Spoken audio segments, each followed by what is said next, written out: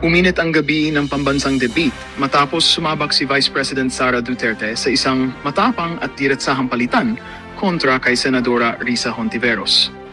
Sa harap ng milyon-milyong nanood, tahasang hinarap ni VP Sara ang mga ibinabato sa kanyang issue, kabilang ang mga alegasyon na matagal nang ipinupukol ng oposisyon.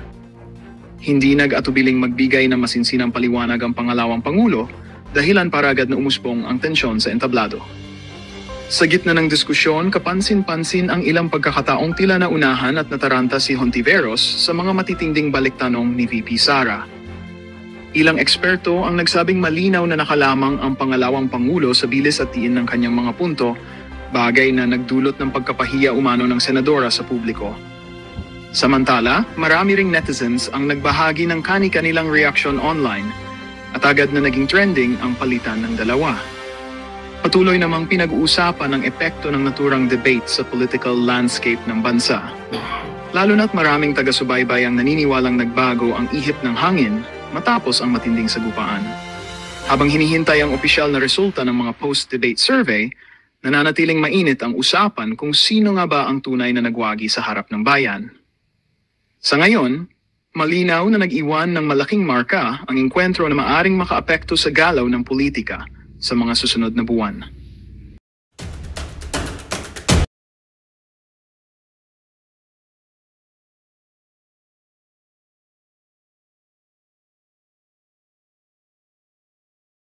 Management program of the DSWD.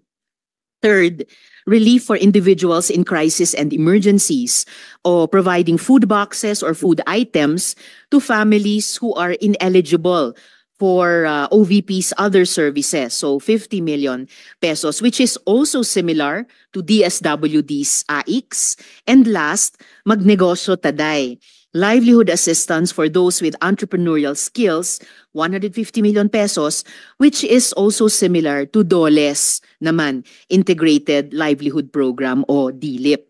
So, ang tanong ko po dito, Madam Chair, anong nag-lead sa OVP na mag-consider na i-launch yung ganitong programs? May ginawa bang studies para suportahan yung pagkakaroon ng ganitong programs na parallel naman sa katulad at existing programs ng iba't iba nating line agencies, Madam Chair? Yes, Madam Chair. Thank you. Noong ako po ay nangampanya, 3 lang po yung sinabi ko na plataforma. Una po, trabaho. Pangalawa po, edukasyon. At 3, mapayapang pamumuhay para sa ating mga mamamayan. Nung pumasok po kami sa Office of the Vice President, tiningnan po namin ang mga pinakamaraming requests ng ating mga kababayan. Una-una po, ang lagi po naming natatanggap na request ay medical and burial assistance. Pangalawa po ay financial assistance. Pangatlo, lagi silang humihingi ng tulong sa pagkain. At pang-apat, very recently, sa tali ng mga requests, no? Yes, sa tali ng mga requests is yung educational assistance na sinasabi ng mga kababayan natin. Sinasabi namin lagi sa kanila, libre naman yung public schools. Ngayon ay libre na rin yung higher educational institutions. Pero sinasabi nila nahihirapan kasi sila sa plete, nahihirapan sila sa pabaon ng mga bata at sa pagkain ng mga bata. Kaya meron kaming bago, ito yung educational assistance. At ang panghuli naman, lagi naming natatanggap na request galing sa ating mga kababayan ay kapag sila ay naging biktima ng disaster, whether man-made or natural disasters. So sila po ay lumalapit sa Office of the Vice President. Totoo po, merong mga ibang local government units at ibang national government agencies na ganito po ang kanilang programa. Pero po, nung ako ay umupo as a Vice President, I took an oath, and doon sa oath, I said that I will do justice to every man. So hindi po kami pwedeng humindi sa mga tao na humihingi ng tulong, lalong-lalo na ay kaparte ng gobyerno ang Office of the Vice President. Salamat, VP, Madam Chair. Sabi nga ng VP, Madam Chair, libre na yung public school, libre na rin yung higher education, bagamat ni-note nila na sinasabi ng mga nagre-request na nahihirapan pa rin sila sa ilang mga programs na nakalodge sa ilalim ng libreng edukasyon na iyan. Kaya nga kinonsider nilang mag-launch ng ganitong mga katulad na programs. Iko-consider ba ng VP na i-lodge na lang yung mga budgets nitong mga programa dun na lang sa mga line agencies natin? Tapos mag-request na lang ang OVP ng allocation para in sync sa priorities ng executive department sa halip na magkaroon pa ng hiwalay pero magkatulad naman na programa, Madam Chair. Madam Chair, we only submit the budget and we leave it to the discretion of all the members of Congress to decide on the budget. We can only propose a budget for the Office of the Vice President. Pero magbibigay po ako ng halimbawa kung ganun po ang gagawin natin. Tulad po ng AIX ng DSWD. Kapag meron po kaming nire-refer o binibigyan ng endorsement ng AIX sa DSWD, kadalasan po nasagot sa amin ay hindi pwede dahil galing yan sa Office of the Vice President at kalaban yan. Minsan po, totoo yan na pupolitika ang assistance para sa ating mga kababayan. Kaya po, uulitin ko, ang mga tao naman kasi hindi sila tumitingin sa politika. Tumitingin lang sila na itong opisina na ito ay opisina ng gobyerno at pwede kaming humingi ng tulong doon. And so I go back to the oath that I shall do justice to every man at kaya po kami nandito at kaya po kami merong mga ganito na mga projects sa Office of the Vice President. Salamat VP, Madam Chair. Wini-welcome ko yung sinabi nila na the VP would leave it to the discretion of the members of Congress. Medyo nagitla ako nung sinabing minsan pag may nire-refer ang OVP para sa AIX, ang feedback ay kalaban niyan. Dahil Madam Chair, I believe tayo sa Kongreso when we appropriate the budget, merong implicit na assumption tayo doon na pagkatapos, in the exercise of our oversight function, yung parehong level ng professionalism we demand of ourselves ay presumption of regularity, ina-expect natin sa lahat ng members ng executive, lalo na when they are working together. Kaya, gaya ng sinabi ko kanina, wini-welcome ko yung sinabi ni VP na they would leave it to the discretion of the members of Congress, and tayo naman ay hindi tayo bibitaw sa mahigpit nating pag-ensure na these programs be implemented by the appropriate agencies o kahit in collaboration with each other na naaayon talaga sa tamang standards above partisan politics. And therefore, at the proper time, Madam Chair, gagawa ako ng proper motion para i-lodge yung budgets ng mga programang ito sa line agencies na may klarong opportunity for OVP na mag-request for allocation as for other offices in the executive. Yung huling tanong ko sa ngayon, Madam Chair, for 2025, one of the OVP's programs, Pagbabago Campaign, 1 Million Learners Entries, involves the provision of bags to 1 million learners in remote communities while initiating tree planting activities.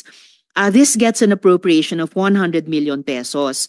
Part of this campaign is an allocation of 10 million pesos for the distribution of Isang Kaibigan books, a children's book authored by the VP. Pwede po bang sabihin ni VP sa atin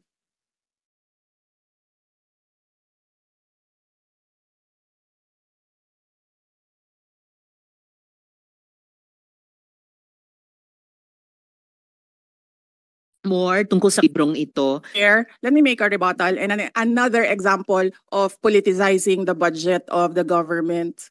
Ito pong sinabi ni Senator Risa Ontiveros na at the proper time she'll make a motion to lodge the budget, the requested budget of the OVP to the other agencies.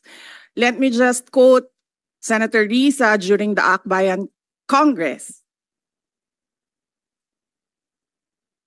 Alam ko po na ang daming kalat ni Duterte na hirap tayong linisin. Ang kadiliman noong panahon niya ay talaga namang nanuot sa ating lipunan para mansa na napakahirap tanggalin. At habang ang anak niya ay may kapangyarihan pa, hindi magiging madali ang ating laban. While VP Sara is in power, the threat of a full-blown Duterte comeback is still a very real and present danger. For one, they are supported by one major superpower, China. So that is an example of politicizing the budget of the government. May we request, Madam Chair, that Senator Risa Ontiveros repeat the last question. I will certainly, if you request, Madam Chair, repeat my question dahil walang kinalaman sa kasasabi lang ng VP ngayon. Alam nating lahat na miyembro ng iba't ibang partido, yung speeches natin sa ating mga kamiyembro sa mga party congresses ay hiwalay na event dito sa budget debates. So I really take exception dun sa sinabi ni VP na rebuttal iyan dahil halimbawa ito sa politicizing. In fact, wala akong tinanong tungkol sa China o kahit sino pa mang ibang bansa dito sa budget hearing na to. I am asking about yung national budget na ipapasa natin sa Kongreso para sa bansang Pilipinas sa taong 2025. At ang pangalawang at huling tanong ko sa ngayon, before I make at the proper time propose an amendment which may or may not be accepted by the chair and by the colleagues para nga mas i-align ang mga kaperahan natin lalo na't masikip ang fiscal space natin dun sa mga appropriate programs sa appropriate agencies na malayang-malaya ang OVP makipag-partner sa kanila tulad ng sino pang opisina sa executive. Ang tanong ko po ay ilang mga libro ng isang kaibigan ay bibilihin at i-distribute at ano, if the VP could tell us more about the contents ng librong ito.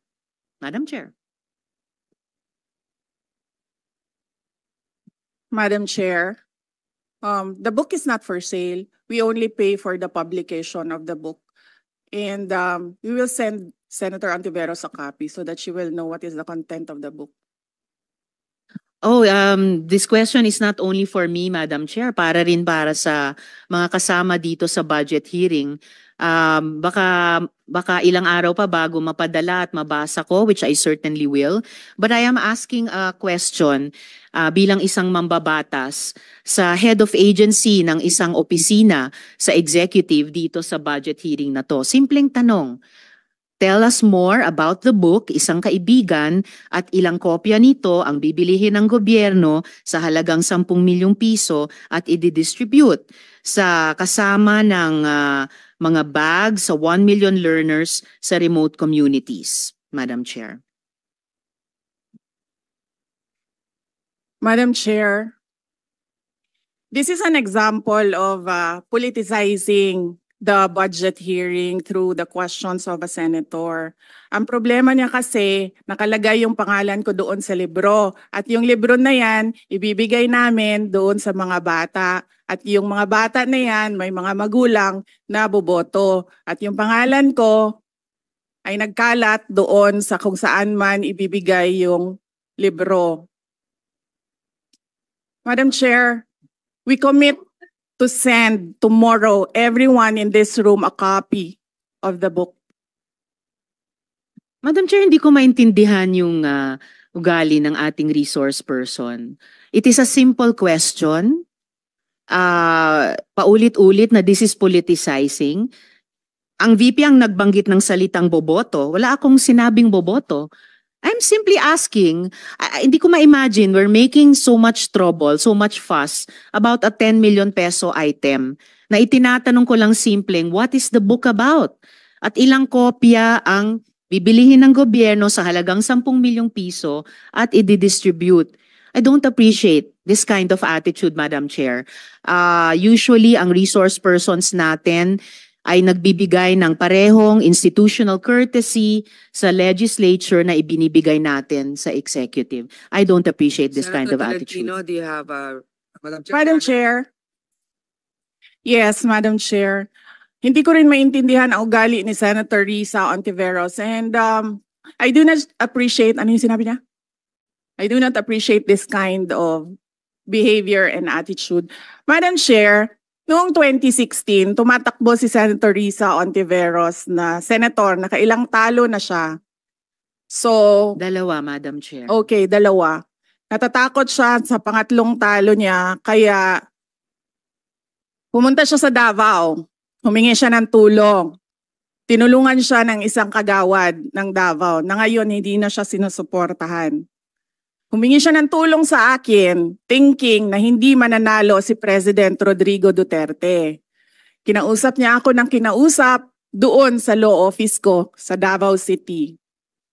Sabi ko sa kanya, o sige, tutulungan kita. Chinika niya ako ng chinika. Tapos umalis siya. Siyempre, hindi naman siya tumutulong kay Pangulong Duterte, hindi din totoo yung sinabi ko na tutulungan kita. Tinext niya ako. Pwede ba akong mag-follow up sa hinihingi kong tulong sa boto dyan sa Davao City? So sabi ko sa kanya, okay, sige. So, tinawagan ko at sinabihan ko at pinakiusapan ko ng pinakiusapan si former Congressman Milen Garcia. Sabi ko sa kanya, Kong, tulungan mo ito. Bigyan mo na lang ng ilang barangay mo at ilang mga leaders mo. Ayaw pa siya tulungan ni former Congressman Milen Garcia. Pinakiusapan ko ulit, Kong, please tulungan mo na lang. Nanalo na siya at nung nanalo siya, anong ginawa niya? Siya ang pinakaunang umatake kay President Rodrigo Duterte. Anong tawag sa ugaling ganito? With due respect to our resource persons and also our colleagues, I think this doesn't really. I understand there's history among all of us here, but I think that we should really stick to the budget. And I think this is just being very objective. I would like to ask also, since we're going to be furnished a copy tomorrow, we can look at it and evaluate what the content of the book is. But maybe just a general, we won't ask line by line, ano ba yung libro na yan? But tell me, is it for good manners and right conduct? That's fine. Is it science? Is it history? So maybe just a general one, so we can just answer it. Because I understand that every office will have its own advocacy and initiative. So, but then, I don't think it's also wrong for us to be curious what it is about. So just a general one. Any of the undersecretaries can tell me what the topic of the book is. Is it history? What is it? Madam Chair, the explanation is in the title, Isang Kaibigan. It's about friendship. Okay. Then that's for the record. It's about friendship. Madam Chair, just a last point. Okay. So kung sana ganun yung naging sagot sa simula pa, 'di ba? Napakasimple. Simpleng tanong, dapat simpleng sagot. Nagkwento pa ng kwento na sinabi dati na walang kinalaman sa tanong ko. Just for the record, as a last point, Madam Chair, this is public funds and we're making inquiries about them. Budget hearing po ito. Hindi po lahat about you. Pera po ito ng taong bayan. Okay. For the record, I Madam think Chair. it's Thank not you, yet Madam Chair. personal, but Yes. I understand the emotion is high. But let's continue on. If you have any more questions, Senator Risa, we will Those have are just around- my 2 questions, Madam Chair. Maraming salamat po. Thank you. Senator Tolentino, you had your hand raised earlier. I was about to ask for a minute suspension of the hearing, but since the good chairperson of this committee already gave her guidance on how this budget hearing should proceed, I defer to the wisdom of the chairperson. Thank you. I would like to acknowledge the presence of Senator Bong Revilla and Senator Robin Hood Padilla. Thank you. Anybody else? Senator Mark Villar as well. And Senator Alan, Senator Alan Cayetano. Any more questions? Yes. Senator Amy Marcos, you're recognized. Yes, At dyan nagtatapos ang usapan natin ngayon. Kung may gusto kang idagdag o reaksyon, i-comment mo lang sa baba. Boses mo'y mahalaga. Huwag kalimutang i-like, share, at subscribe para sama-sama nating palakasin ang tinig ng bayan. Hanggang sa susunod, tandaan, ang may alam, may laban! Awesome!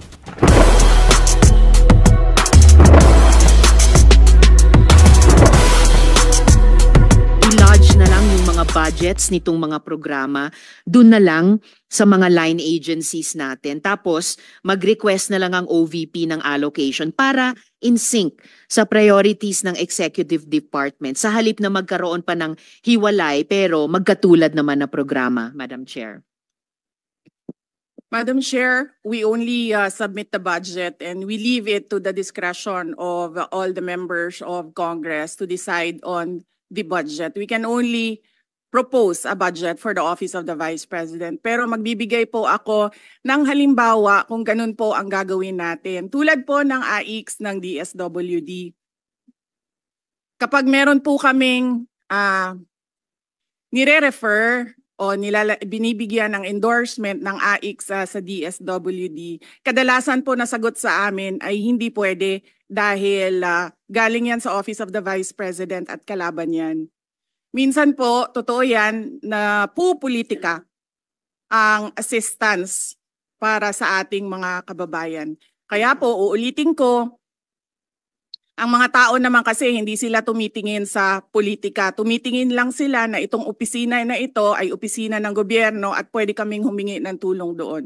And so I go back to the oath that I shall do justice to every man at kaya po kami nandito at kaya po kami merong mga ganito na mga projects sa Office of the Vice President. Salamat VP, Madam Chair. Wini-welcome ko yung sinabi nila na the VP would leave it to the discretion of the members of Congress. Medyo nagitla ako nung sinabing minsan pag may nire-refer ang OVP para sa AIX, ang feedback ay kalaban niyan. Dahil Madam Chair, I believe tayo sa Kongreso when we appropriate the budget, merong implicit na assumption tayo doon na pagkatapos in the exercise of our oversight function, yung parehong level ng professionalism we demand of ourselves ay presumption of regularity ina-expect natin sa lahat ng members ng executive, lalo na when they are working together. Kaya gaya ng sinabi ko kanina, wini-welcome ko yung sinabi ni VP na they would leave it to the discretion of the members of Congress, and tayo naman ay hindi tayo bibitaw sa mahigpit nating pag-ensure na these programs be implemented by the appropriate agencies o kahit in collaboration with each other na naaayon talaga sa tamang standards above partisan politics. And therefore, at the proper time, Madam Chair, gagawa ako ng proper motion para i-lodge yung budgets ng mga programang ito sa line agencies na may klarong opportunity for OVP na mag-request for allocation as for other offices in the executive. Yung huling tanong ko sa ngayon, Madam Chair, for 2025, one of the OVP's programs, Pagbabago Campaign, 1 Million Learners Entries, involves the provision of bags to 1 million learners in remote communities while initiating tree planting activities. This gets an appropriation of 100 million pesos. Part of this campaign is an allocation of 10 million pesos for the distribution of Isang Kaibigan books, a children's book authored by the VP. Pwede po bang sabihin ni VP sa atin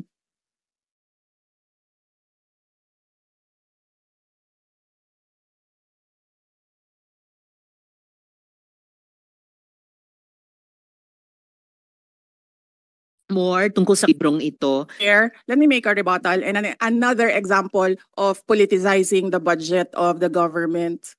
Ito pong sinabi ni Senator Risa Hontiveros na at the proper time she'll make a motion to lodge the requested budget of the OVP to the other agencies. Let me just quote Senator Risa during the Akbayan Congress. Alam ko po na ang daming kalat ni Duterte na hirap tayong linisin. Ang kadiliman noong panahon niya ay talaga namang nanuot sa ating lipunan para mansa na napakahirap tanggalin. At habang ang anak niya ay may kapangyarihan pa, hindi magiging madali ang ating laban. While VP Sara is in power, the threat of a full-blown Duterte comeback is still a very real and present danger. For one, they are supported by one major superpower, China. So that is an example of politicizing the budget of the government. May we request, Madam Chair, that Senator Risa Hontiveros repeat the last question. I will certainly, if you request, Madam Chair, repeat my question dahil walang kinalaman sa kasasabi lang ng VP ngayon. Alam nating lahat na miyembro ng iba't ibang partido, yung speeches natin sa ating mga kamiyembro sa mga party congresses ay hiwalay na